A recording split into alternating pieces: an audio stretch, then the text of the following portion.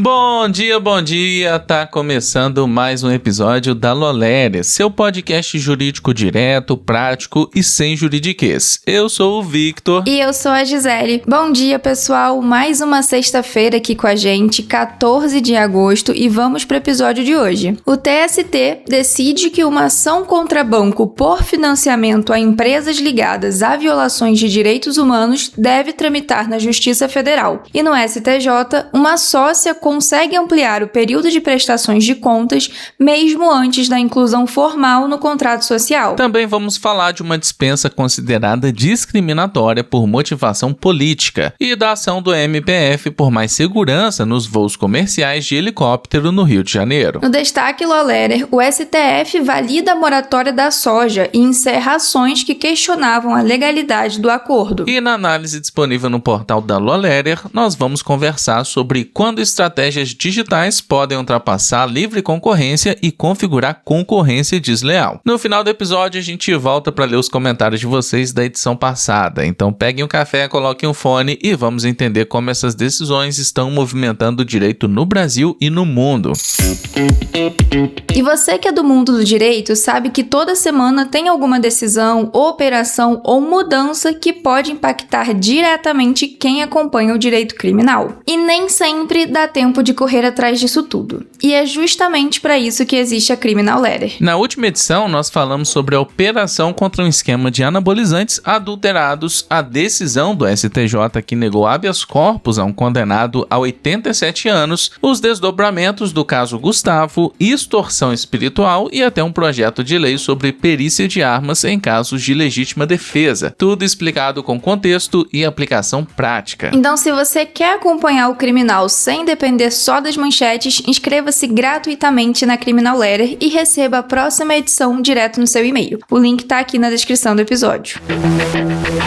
E vamos agora com o nosso giro jurídico de hoje. A sexta turma do TST manteve por maioria a remessa à Justiça Federal de uma ação do Ministério Público do Trabalho contra o Bradesco, que buscava impedir a concessão de produtos bancários a empresas envolvidas em violações de direitos humanos, como o trabalho análogo à escravidão. Prevaleceu o entendimento da ministra Cátia Arruda de que as regras do Conselho Monetário Nacional sobre políticas de responsabilidade social, ambiental e climática não têm natureza trabalhista e disciplinam a relação civil e de consumo entre instituições financeiras e clientes. A ministra destacou ainda que cabe ao Banco Central determinar o aperfeiçoamento de controles considerados inadequados ou insuficientes. Assim, eventual discussão judicial sobre o cumprimento dessas normas compete à Justiça Federal. Ficou vencido o relator ministro Augusto César, que reconhecia a competência da Justiça do Trabalho para examinar a ação. A terceira turma do STJ decidiu que a ação de exigir contas contra sócio administrador não depende da inclusão formal do autor no contrato social da empresa. O caso envolve uma mulher que, após a separação consensual, passou a deter participação no capital social, mas só foi formalmente incluída na sociedade anos depois. O TJSP havia limitado a prestação de contas ao período posterior ao registro. O relator ministro Ricardo Vilas Boas Cueva entendeu que basta demonstrar o vínculo jurídico com a sociedade, delimitar o período e indicar os motivos que justificam a prestação de contas. Para o colegiado, a inscrição na junta comercial confere publicidade e efeitos perante terceiros, mas não é condição para a existência da sociedade. Assim, a autora pode exigir contas desde a dissolução do casamento, observado o prazo prescricional de 10 anos. A terceira turma do TRT-MG reconheceu como discriminatória a dispensa de uma técnica de enfermagem motivada por sua suposta vinculação política à oposição da administração municipal. A trabalhadora atuava havia quase 22 anos no hospital e foi demitida após uma mudança na gestão. Testemunhas relataram que outros empregados, considerados opositores do então prefeito, também foram desligados. A relatora, desembargadora Sabrina de Faria, destacou que a dispensa sem justa causa é direito do empregador, mas não pode ser exercida de forma discriminatória. O colegiado manteve o reconhecimento do dano moral, com fundamento na Constituição, na Lei 9.029 de 1995 e na súmula 443 do TST, mas reduziu a indenização de 20 mil para 15 mil reais. O processo foi encaminhado ao TST para análise de recurso de revista.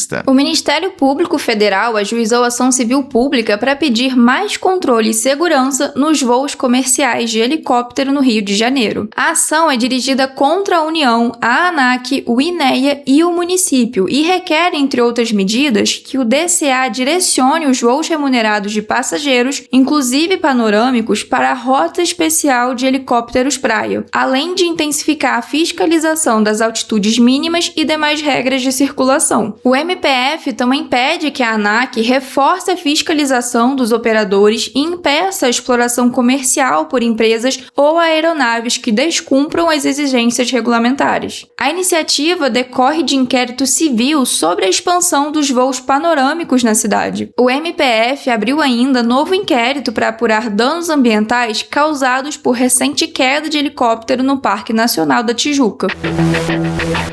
E vamos com o nosso destaque do dia. O plenário do Supremo Tribunal Federal reconheceu por maioria a constitucionalidade da moratória da soja e determinou a extinção dos processos judiciais e administrativos que discutem supostas ilegalidades do acordo. No mesmo julgamento, a Corte considerou válidas leis de Mato Grosso e Rondônia que restringem benefícios fiscais e outros incentivos públicos a empresas que aderem a acordos ambientais com regras mais rigorosas. Criada em 2006, a moratória da soja é um acordo voluntário pelo qual empresas do setor se comprometem a não comprar soja produzida em áreas do bioma Amazônia, desmatadas após julho de 2008. As ADI 7.774 e 7.775 questionavam leis estaduais que impedem a concessão de incentivos fiscais e terrenos públicos a empresas participantes de iniciativas que restringam a expansão agropecuária, além das exigências previstas na legislação ambiental. Prevaleceu o entendimento do ministro Flávio Dino de que a moratória da soja é compatível com a Constituição. Para ele, empresas privadas podem estabelecer critérios ambientais mais rigorosos na escolha de fornecedores, como exercício da autonomia privada e da livre iniciativa orientado pela defesa do meio ambiente. O poder público, por outro lado, não é obrigado a adotar os mesmos parâmetros para conceder benefícios. Dino também defendeu o encerramento das ações judiciais e administrativas relacionadas à legalidade do acordo. Para o ministro, uma definição do Supremo é necessária para garantir segurança jurídica e evitar processos capazes de gerar passivos bilionários e afetar crédito, investimentos e exportações. O ministro Dias Toffoli divergiu nesses dois pontos. Para ele, as ações deveriam se limitar à análise da constitucionalidade das leis estaduais, enquanto eventual caráter anticoncorrencial da moratória da soja deveria ser examinado pelo Conselho Administrativo de Defesa Econômica, o CAD. André Mendonça e Luiz Fux acompanharam essa posição. Quanto às leis de Mato Grosso e Rondônia, a maioria considerou constitucionais as restrições à concessão de benefícios fiscais e terrenos públicos. O STF estabeleceu, porém, limites para a retirada ou redução desses incentivos. Por unanimidade, definiu que as alterações só podem produzir efeitos depois de observados os prazos tributários previstos na Constituição, como o exercício financeiro seguinte e a noventena, conforme o caso. Também foram preservadas as isenções concedidas sob condições já assumidas pelo contribuinte, conforme a súmula 544 do STF. Esse ajuste foi proposto por Dias Toffoli e incorporado por Flávio Dino ao voto vencedor. O presidente do STF, ministro Edson Fachin, apresentou posição diferente sobre as leis estaduais. Para ele, as normas são integralmente inconstitucionais porque prejudicam empresas que voluntariamente adotam padrões mais elevados de proteção ambiental. Fachin, no entanto, acompanhou Dino quanto à validade constitucional da moratória da soja e a extinção das ações relacionadas ao acordo. E vamos com a nossa análise de hoje, que está disponível lá no portal da Loléria. Ela é assinada por Camila Carrer. O tema central é a fronteira entre concorrência legítima e práticas que podem configurar concorrência desleal ou parasitária no mercado de infoprodutos, especialmente em links patrocinados, cópia de páginas de vendas e aproveitamento da reputação e dos investimentos de outro negócio. A livre concorrência permite que empresas disputem clientes, desenvolvam estratégias e ofereçam produtos semelhantes. O problema surge quando essa competição passa a utilizar meios ilícitos ou desleais para obter vantagem. No ambiente digital, isso pode ocorrer com o uso do nome ou da marca de um concorrente em anúncios, a reprodução de elementos de páginas de vendas ou a adoção sistemática de estratégias desenvolvidas por terceiros. A concorrência parasitária se caracteriza pelo aproveitamento dos resultados obtidos por outro negócio, sem assumir na mesma proporção os custos e riscos de sua construção. Isso não exige necessariamente cópia integral ou confusão entre marcas. Pode ocorrer da reprodução reiterada de elementos, técnicas ou estratégias para se beneficiar da reputação, experiência e investimentos alheios. Nem toda semelhança, porém, é ilícita. Ideias, conceitos genéricos e modelos de negócio não recebem necessariamente a mesma proteção conferida a marcas, obras ou outros ativos protegidos. Por isso, é preciso identificar exatamente o que foi reproduzido, de que maneira e qual direito pode ter sido atingido. Nos links patrocinados, a publicidade em mecanismos de busca é legítima. A questão muda quando o nome ou a marca de terceiro é utilizado para direcionar consumidores que procuravam especificamente aquele negócio para a página de um concorrente. O STJ já reconheceu a possibilidade de concorrência desleal quando a marca de terceiro é empregada com essa finalidade. A mesma lógica vale para páginas de vendas. Estruturas comuns de mercado podem ser semelhantes, mas a reprodução substancial de textos, imagens, vídeos, identidade visual ou outros elementos originais pode gerar consequências jurídicas. Manter registros das páginas, materiais e datas de publicação pode ser importante para demonstrar a anterioridade e a extensão da reprodução. A prevenção também envolve contratos entre sócios e parceiros, com regras claras sobre propriedade intelectual, marca, base de clientes, métodos e materiais. E diante de uma possível infração, preservar provas é essencial, porque páginas, anúncios e conteúdos digitais podem ser alterados ou retirados rapidamente. Capturas de tela, URLs, contratos, materiais originais e históricos de publicação ajudam a documentar a conduta. A conclusão é que competir faz parte do mercado digital,